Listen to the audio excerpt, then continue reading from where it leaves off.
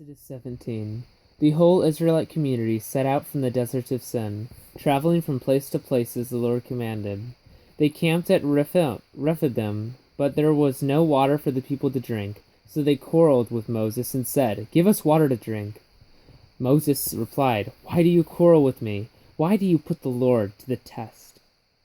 But the people were thirsty for water there, and they grumbled against Moses. They said, "Why did you bring us up out of Egypt to make us and our children and livestock die of thirst?"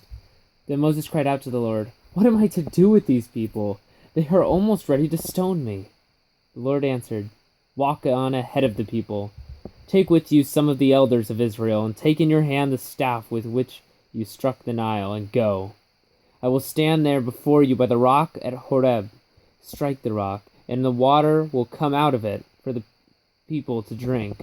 So Moses did this in the sight of the elders of Israel, and he called the place Massah and Meribah, because the Israelites quarreled, and because they tested the Lord, saying, "Is the Lord among us or not?" The Amalekites came and attacked the Israelites at Rephidim. Moses said to Joshua, "Choose some of our men, and go out to fight the Amalekites. Tomorrow I will stand on top of the hill with the staff of God in my hands." So Joshua fought the Amalekites as Moses had ordered, and Moses, Aaron, and Hur went to the top of the hill. As long as Moses held up his hands, the Israelites were winning, but whenever he lowered his hands, the Amalekites were winning. When Moses' hands grew tired, they took a stone and put it under him, and he sat on it. Aaron and Hur held his hands up, one on one side, one on the other, so that his hands remained steady until sunset. So Joshua overcame the Amalekite army with the sword.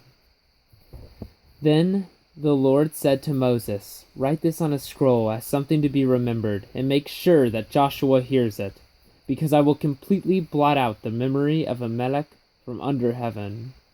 Moses built an altar and called it, "The Lord is my banner." He said, "For hands were lifted up to the throne of the Lord.